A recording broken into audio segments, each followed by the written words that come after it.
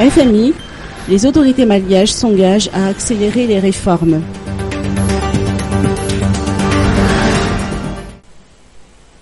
La mission des services du Fonds monétaire international FMI, menée par Marshall Mills, chef de mission pour Madagascar, prend fin.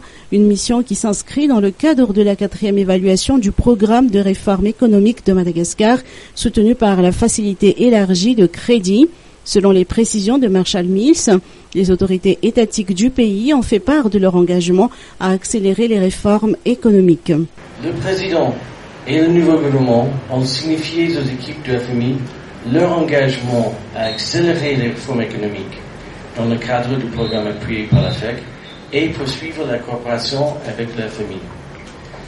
Les plans du nouveau gouvernement pour renforcer les dépenses sociales et d'investissement sont déterminants pour une croissance inclusive et concordent largement avec les priorités du programme.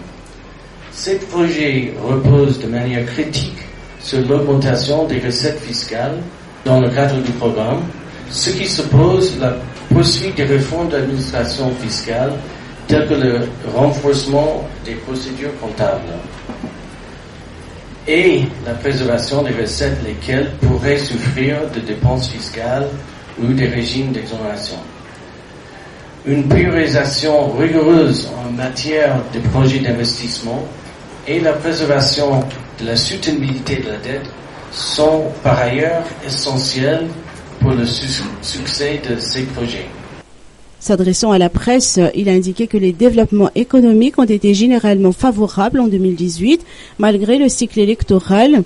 La mise en œuvre du programme soutenu par le FEC est restée généralement satisfaisante tout au long de l'année, en dehors de quelques faiblesses dans le recouvrement des recettes en fin d'année. La mission du FMI a encouragé les autorités à adopter un mécanisme de fixation de prix du carburant ainsi qu'un plan pour éliminer l'important passif envers les distributeurs pétroliers. Les autorités et la mission du FMI ont aussi réitéré la nécessité de continuer à renforcer la gouvernance et d'intensifier la lutte contre la corruption, un objectif central du nouveau gouvernement. L'adoption du nouveau projet de loi sur le recouvrement d'avoirs illicites est une priorité pour compléter le cadre juridique de lutte contre la corruption. Richard Ndjiamanjantou, ministre de l'économie et des finances, estime que nous sommes sur la bonne voie.